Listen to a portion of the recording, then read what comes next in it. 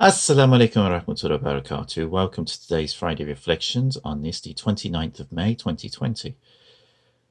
Today, on our Friday Reflections, I'm going to read from this wonderful little book of Mawlana Shaykh Nazim, Mercy Oceans Lovestream, which was published back in the 1980s, 1987 to be exact. I love these old books. They have a certain charm to them, which you don't always get in the more recent books. I'm just going to read a little from pages 24 and 25.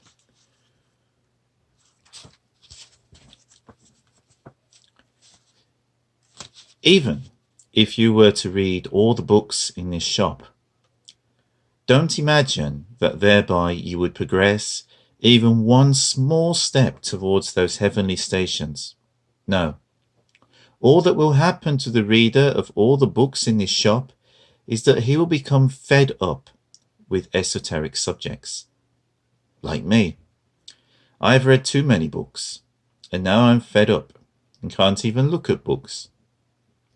The key is only found in meeting a person who may impart wisdom to you, may help you to arrive at your spiritual station in the divine presence. Without the help of a guide, you may catch a glimpse of something spiritual, then turn your back on it. Like someone who goes to the movies, sees the show, and then goes back to where he came from. Book knowledge often merely serves to make people proud. We seek the sort of knowledge that may serve to make us humble, as proud people will eventually be debased, and humble people elevated spiritually. Proud people are banished from the divine presence, whereas humble people are invited. Satan was puffed up with pride in his knowledge and was exiled from the divine presence, but Adam humbled himself and was drawn near. Therefore, we have devoted our efforts to seeking knowledge of the heart, knowledge which serves us as a means for arriving at our destinations. The approach of our arrival will be signaled by a profound inner peace. As the soul loves to swim in that deep ocean of divine knowledge, just as a ship is partial to deep water, your minds have limits, but not your hearts, for they are the receptacles of endless capacity. But you must open your hearts to this knowledge, as nothing may pass through what is closed. Allah loves the broken-hearted. You are coveting a little water in a clay jug, but when you break it, that water rejoins the lake from whence it came. Our egos try to prevent that reunion, and always object to any suggestion of the need to seek reunion. The main purpose of spiritual exercises in any tradition, East or West, is to enable us to overcome the objections put forward by our egos, so that we may pursue our journey to unity oceans. The ego objects to losing its individuality in unity oceans, but the urge to pursue that quest is planted deeply within our nature. Indeed, it is the compelling force behind the greatest of the ego's drives, sexuality. Sexuality is the expression of the need to attain unity. A man feels the need to unite with a woman, and vice versa, bodily and emotionally, and what a strong urge that is. But even this is only a reflection of the drive to attain unity with the divine, a reflection easily observable by every human being, whereas the observation of the origin of this urge is comprehensible only to the elect. You know, one of the things that we are constantly reminded about whenever we look at books of spiritual knowledge or sit with a spiritual teacher, it's the ego. All of our problems emerge from the ego. Even this horrible, horrible situation I've been watching on the news in Minnesota, where George Floyd was killed by a police officer, murdered by a police officer. And he's not alone. I mean, what is it that drives a person to treat another person differently due to their ethnic background? We're all human beings. We all love, we feel pain. If we were not preconditioned to be looking at people differently, we will not see anybody differently just because they happen to be of an Asian heritage or a Native American heritage or an African heritage or European heritage. We would just see another human being, as indeed small children do, as Martin Luther King noted in his speeches. If you leave small children, they won't see any reason why they can't play with people of other ethnic backgrounds. They will see we're all the same. So why do adults? And why is this still a problem in 2020? We're no longer living hundreds of years ago. We're no longer living in a time when people of one ethnic background were enslaved by people of another ethnic background. The whole world come to the realization that this was totally wrong. And it was banned, it was made illegal. So why today, in 2020, are people treated differently just because of the color of their skin? Why are people dying because of it? Even it's one thing to treat people differently, but they're being killed. And I'm not suggesting for one moment that this is reflective of the situation in America as a whole. I know there are many good people in America of all different ethnic backgrounds, but there is clearly something systematically wrong in some jurisdictions where people who are black are being targeted more, are being arrested more, are being imprisoned more, and often on questionable charges. Even in the UK, we have our own issues with this, but maybe not to the same extent.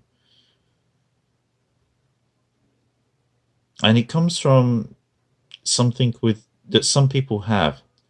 And I don't think it's exclusive. I don't think it's exclusive to just white people. Because I've seen the same thing in other people of other ethnic backgrounds where they are empowered.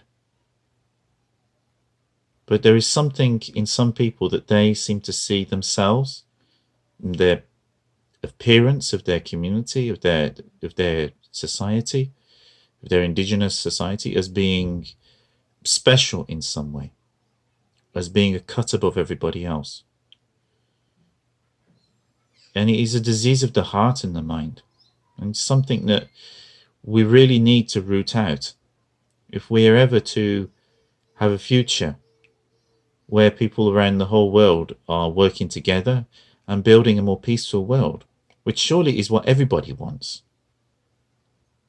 I don't think there are any people on this planet who really want to be living in a world where, there's so much turmoil and hatred. Maybe there's a few individuals, but I don't think people in the main want that. We all want to live in a world where people are treated fairly, where there is a sense of justice, where we are treated as a human being. I mean, even this is the golden rule, which is found in the basis of all spiritual and philosophical traditions, about treating everyone else how we would like to be treated ourselves.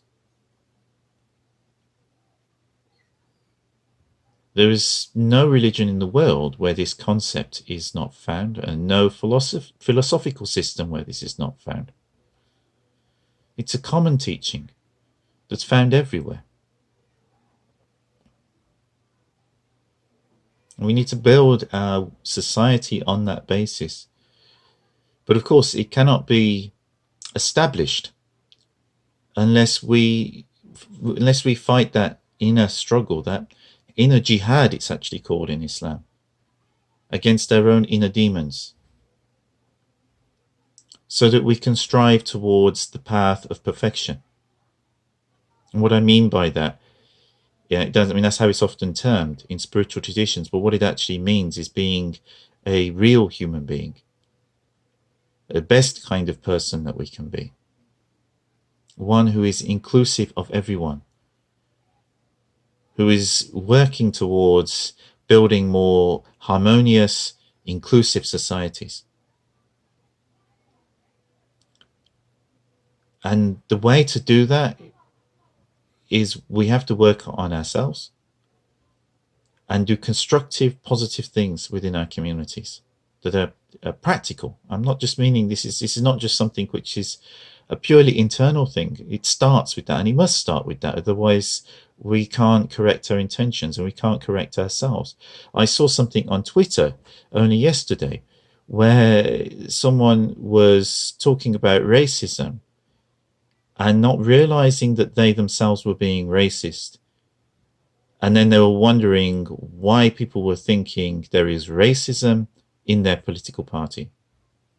And this is something I've seen in other politicians as well, who they can't seem to grasp. I mean, racism is not just something which you find right-wing people exhibiting. There are people on the left that can be just as racist. And sometimes quite unwittingly, they don't even realize it. I mean, there was a senior American politician recently who said something that could be construed that way. And yet, he was probably unwitting.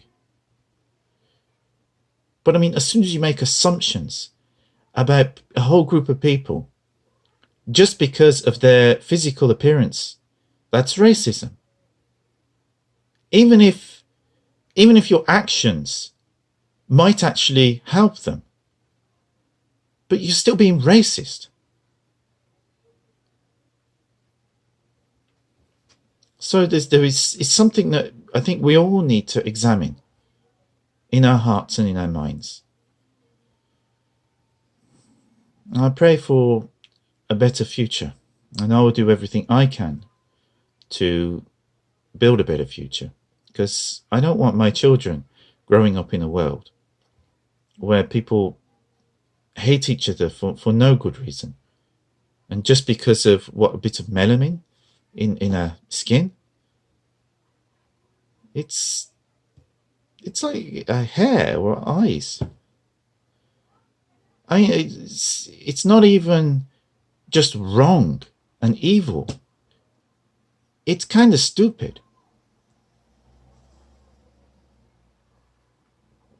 May Allah forgive us all and guide us to better ways and inspire us to live our lives in the most constructive and the best way possible. Allahumma salli ala Sayyidina Muhammad wa sallim. Al-Fatiha bismillahir rahmanir rahim. Alhamdulillahi rabbil alamin arrahmanir rahim maliki yawmiddin. Iyyaka na'budu wa iyyaka nasta'in. Siratal mustaqim. Siratal ladzina an'amta alaihim ghayril maghdubi alaihim. Amin. Also, tomorrow at 3 o'clock on PCINU.UK, no, not .UK, PCINU UK Instagram channel, I will be doing a interview with Nahdlatul Ulama UK. So please tune into that, and I look forward to seeing you all tomorrow. Allah bless you all, and Assalamu alaikum.